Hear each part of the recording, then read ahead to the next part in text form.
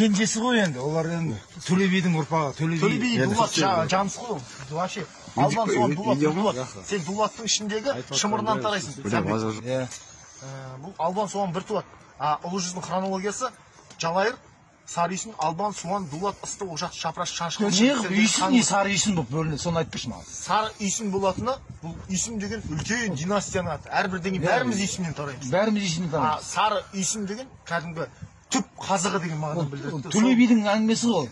Төле би үйсін, Төле бидің сөзі емес, Бұхар жыраудың сөзі бар. Бұхар жыраудың сөзі. Бұхар жыраудың сөзі. Сары үйсін деген үйсін болсаң Ботпай бол, Арғын болсаң Алтай бол, Найман болсаң Матай бол, Алшын болсаң Адай бол дейді. Ол кіші жүз бөліп отқан жоқ, бәрі алшындар кіші жүздің. Көрдің ба? Біздің бәріміз көп болғаннан өстіп қызалысып отырық. Негізі біздің бәріміз түбіміз үйсін. Сарыйсын сендердің бәріңнің Албан Суан Дулаттың ноқтағасы, ал Сарыйсынның ноқтағасы Тарақтаңбалы Жалайыр.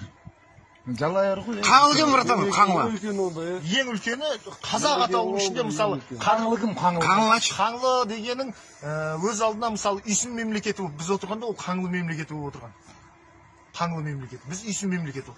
Үйсін сақ мемлекеті болып бөлінеді, Дулаттар Албан Суан Дулаттардың ғұн мемлекеті болып бөлінеді да. Біз ғұнбыз. Сендер ғұндарсыңдар. Тараз деген қаланы именно ғұндар салады.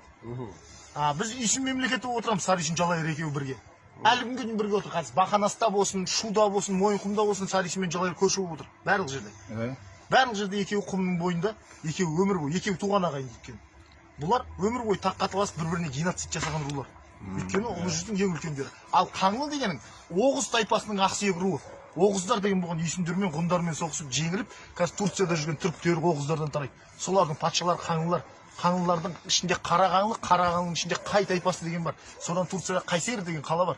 Бізден жеңіліп, мына Қызылордада Янгикент деген қалалар әлі қалған. Қорқыт ата деген біздің атамыз емес. Дәдәм Қорқыт деген солардың ата бабасы. Біз жерді тартып алушылармыз.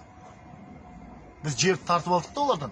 Қаңлыларға болсын да? Иә, олар барды да Иранды басып алды да, Ираннан өтті, Грек пен Күрттің жерін басып алды да, Грецияның бүкіл Рим империясын құлады да, Турцияны құрды. Патшалар Қаңлылар, иә? Патшалар Қаңлылар, халық түркмендер. Халық түркмен, Әзербайжан мен түркмен. Қай жүзге жатады негізі? Қаңлы ұлы жүзге жатады. Жоқ, олар кіші ғой сонда. Үйсіннен, бізден жеңіліп кетті ғой олар үйсінен. Қаңлылар ма? Жеңіліп кеткен. Қаңлылар ма? Иә, жеңіліп кеткен. Қызылорда Қаңлының жері Қорқыт ата деп жүрген Қаңлылардың арғы атасы. Кәдімгі қобызды ойлап табатын. Бірақ Турциядағы түріктерде ол қалған жоқ, қобыз біздің қазақтарда қалды. Жетіген деген инструмент бар. Қызыл кітапқа енген. Қазақтарда қалды. Шыңғысхан, например, келетін жетігенде ойнаған дейді ғой. Шыңғысхан келатқанда кавалерия жетігенде ойнайтын болған. Ал қазір, например, Шыңғысханды моңғол деп орыс пен Қытай үшін біз сияқты мемлекет, қазақ сияқты слабый қазір халық қазақ. Өмір бойы елдің бәрін сытты деген тарих керек жоқ. Айдаладағы моңғолдар деген қазіргі моңғолдар, бұрынғы моңғолдар емес. Бұрынғы моңғолдар Моғолстан мемлекеті болған. Моғолстан мемлекеті деген қазіргі Өскемен, Семей, Алматы, Тараз, Шымкент, Қызылорда. Шыңғысхан осыларға аралықта өмір сүреді. Сен, например, Әсет, сен Шыңғысхансың. Айбарды апарып шешең, сен Америкаға жерлеп келмейсің ғой. Моңғолия мен Ұлытау, Жошқан Ұлытауда жатыр. Қарағандыда. Моңғолия мен Ұлытаудың разницасы қандай? Неге оның аты шешең Шыңғысхан немесе Шыңғыс Қаған? Неге ол Шыңғыс Қоңтайши болмайды? Моңғолша болса Қоңтайши болу керек. Көрдің ба? Ол қазақтың атын алып қалған ба? Ол біздің батырымыз, біздің патшамыз ол. Бізге сен любой тарихшының бетіне қойып беретін нәрсем, біз біреуді жерін тартып алдық деген тарихты маған тауып берші. Жоқ ондай тарих. Біз қалмақтан жерімізді қорғады деген ғана тарих бар. Мынандай амбалды жерді аспаннан бізге тастай салды ма біреу? Дұрыс айтасың. Ол Шыңғысхан заманында біздің жаулаушылық, баяғы түрік қағанаты да бізбіз. Түрік дегендер таза түркілер бізбіз. Түрік қағанаты да бізбіз. Сақ та бізбіз. Ғұн да бізбіз. Кешегі моңғол империясы әлемді жаулайтын дейтін де бізбіз. Өйткені сен қара, сиқымның ақ қойлы, қара қойлы болып бөлінеді. Армения, Әзербайжан, Дағыстанда ақ қойлы, қара қойлы деген сұлтанат болған. Бүкіл Европаны шапқан. Ақ қойлы, қара қойлы. Білем ғой. Көрдің ба? Мынау любой нәрсе, мысалы, Албания деген мемлекет бар Европада. Олар европоид қылғысы келеді, Европа тарихшылары. Бірақ астанасын аты Нарын. Біздің албандардың да тұрып жатқан жері Нарын қол. Совпадение деп ойлайсың ба? Онда емес ол. Ол нәрсе көшпелі жер атпен меңгеріп, қолында найза, қолында қылыш, елдің бәрін шауып жүрген кезде көшпелілердің заманы болған. Қазір Америкостардың заманы ғой, например, дамыған елдердің. Қайтып орта ғасыр келетін болса, қайттан біздің заман басталады. Өйткені сен жылқыдан басқа жылқы мен қойдан басқа түк жемейсің, қолыңда найза. Сол духың 9 миллион қазақтың шешенсі көкірегіңді кергенде әлемге патша әлі болғың келеді. Ол генофондтың тазалығында.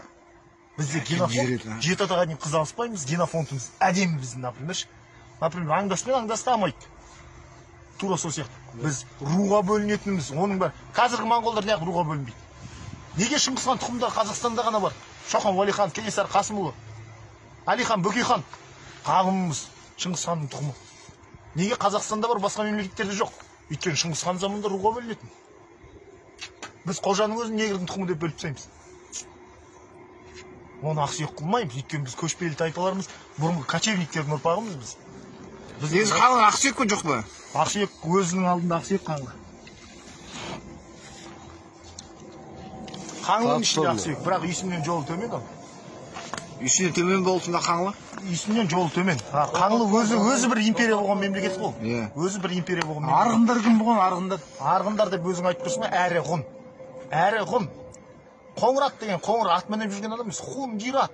Ғұн ол да. Ол да ғұн. Бірақ ғұн империясын құрушы ақсүйек тайпа дулаттар. Ол сөзсіз тезек деген патшасы. Найман шабазан. Найман 9 оғыздарға жатады. Найман қаңлы бір-біріне туысқан, екеуі де оғыздан тарайды. Жоқ, біз Найманға тұқым болмаймыз, по-любому. Сәмбеттер кімде сәмбет? Әрі дулат қол. Сәмбеттен бізде балуан жолақтан басқа ешкіммен мақтана алмаймыз. Айтып тұрмын ғой. 2020 жыл бұрын, 21 жыл бұрын атаң Тараз қаласын салдырып, Римнан құлдарды алып келіп, ғұн империясының астанасы жасаған. Біз азымыз неге сәмбеттер? Сәмбет көп қой, дулатсына болсын. Кенжесі ғой енді, олар енді Төле бидің ұрпағы, Төле би дулат жансы ғой. Вообще албан соған дулат. Сен дулаттың ішіндегі шымырынан тарайсың. Бұл албан соған бір туат. Ұлы жүздің хронологиясы Жалайыр, Сары үйсін, Албан, Суан, Дулат, Ысты, Ошақ, Шапраш, Шаншқы. Неғып үйсін не Сары үйсін болып бөлінеді, соны айтпыршы маған. Сары үйсін болатыны, бұл үйсін деген үлкен династияның аты. Әрбір деген бәріміз үйсіннен тараймыз. Бәріміз үйсіннен тараймыз. Сары үйсін деген кәдімгі түп қазығы деген мағынаны білдіреді. Төле бидің әңгімесі ғой. Төле би үйсін, Төле бидің сөзі емес, Бұхар жыраудың сөзі бар. Бұхар жыраудың сөзі. Бұхар жыраудың сөзі. Сары үйсін деген үйсін болсаң Ботпай бол, Арғын болсаң Алтай бол, Найман болсаң Матай бол, Алшын болсаң Адай бол дейді. Ол кіші жүзді бөліп отқан жоқ, бәрі алшындар кіші жүздің. Көрдің ба? Біздің бәріміз көп болғаннан өстіп қыз алысып отырық. Негізі біздің бәріміздің түбіміз үйсін. Сары үйсін сендердің бәріңнің Албан Суан Дулаттың ноқтағасы, ал Сары үйсіннің ноқтағасы Тарақтаңбалы Жалайыр. Жалайыр ғой. Қаңлы кім братан, қаңлы? Ең үлкені қазақ атауының ішінде мысалы Қаңлы кім, қаңлы? Қаңлы дегенің өз алдына мысалы үйсін мемлекеті болып біз отырғанда ол қаңлы мемлекеті болып отырған. Қаңлы мемлекеті. Біз үйсін мемлекеті. Үйсін сақ мемлекеті болып бөлінеді, дулаттар Албан Суан дулаттардың ғұн мемлекеті болып бөлінеді. Біз ғұнбыз. Сендер ғұндарсыңдар. Тараз деген қаланы именно ғұндар салады. Біз үйсін мемлекеті болып отырамыз, Сары үйсін Жалайыр екеуі бірге. Әлі күнге дейін бірге отыр. Қазір Бақанаста болсын, Шуда болсын, Мойынқұмда болсын, Сары үйсін мен Жалайыр көрші болып отыр. Барлық жерде. Барлық жерде екеуі құмның бойында, екеуі өмір бойы, екеуі туған ағайын екен. Бұлар өмір бойы таққа таласып бір-біріне геноцид жасаған рулар.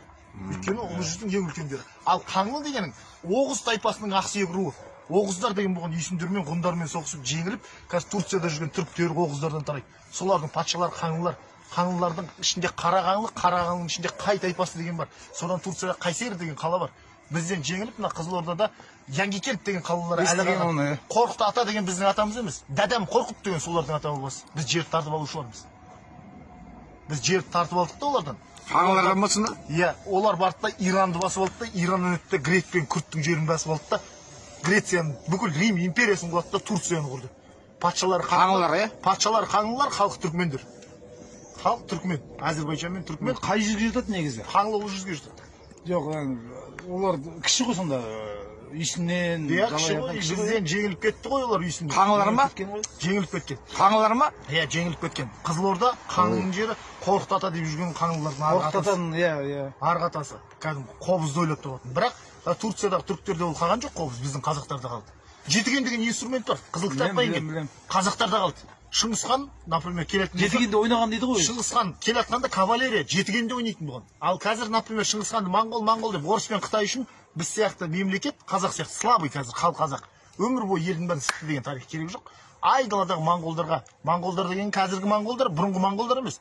Бұрынғы моңғолдар Моғолстан мемлекеті болған. Моғолстан мемлекеті деген қазіргі Өскемен, Семей, Алматы, Тараз, Шымкент, Қызылорда.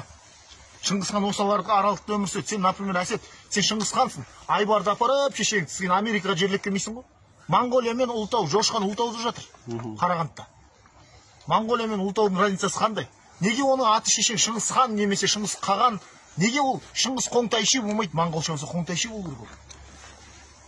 Көрдің ба?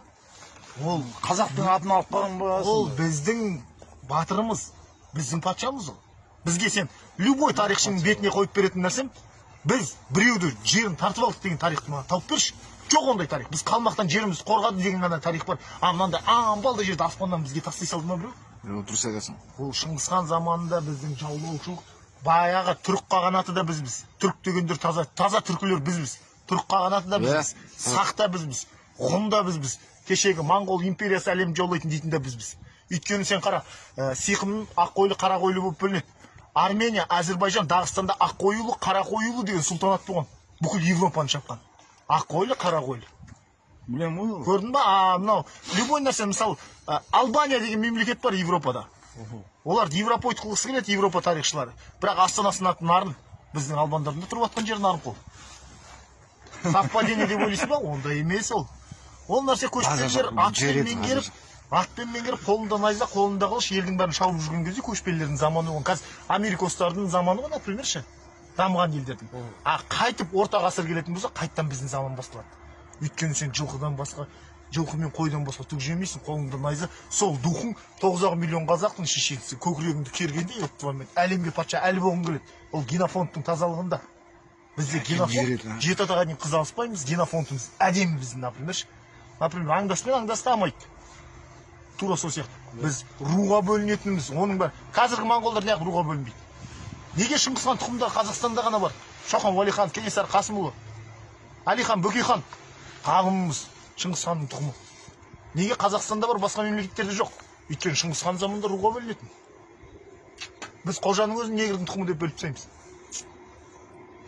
Оны ақсүйек қылмаймыз, өйткені біз көшпелі тайпаларымыз, бұрынғы кочевниктердің ұрпағымыз біз. Негізі қаңлы ақсүйек пе жоқ па? Ақсүйек өзінің алдында ақсүйек қаңлы. Қаңлының ішінде ақсүйек, бірақ үйсінен жолы төмен ол. Үйсінен төмен болсында қаңлы? Үйсінен жолы төмен. Қаңлы өзі бір империя болған мемлекет қой. Өзі бір империя болған мемлекет. Арғындар кім болған, арғындар? Арғындар деп өзің айтып тұрсың ба? Әрі ғұн. Әрі ғұн. Қоңырат деген, қоңыр ат мініп жүрген адам емес. Ғұн жират. Ғұн ол да. Ол да ғұн. Бірақ ғұн империясын құрушы ақсүйек тайпа дулаттар. Ол сөзсіз тезек деген патшасы. Найман шабазан. Найман 9 оғыздарға жатады. Найман, қаңлы бір-біріне туысқан, екеуі де оғыздан тарайды. Жоқ, біз Найман тұқым болмаймыз, по-любому. Сәмбеттер кімдер, сәмбет? Әрі дулат қой. Сәмбеттен бізде балуан жолақтан басқа ешкіммен мақтана алмаймыз. Айтып тұрмын ғой. 2020 жыл бұрын, 21 жыл бұрын атан Тараз қаласын салдық, Римнан құлдарды алып келіп, ғұн империясының астанасы жасаған. Біз азымыз неге сәмбеттер? Сәмбет көп қой, дуласында болса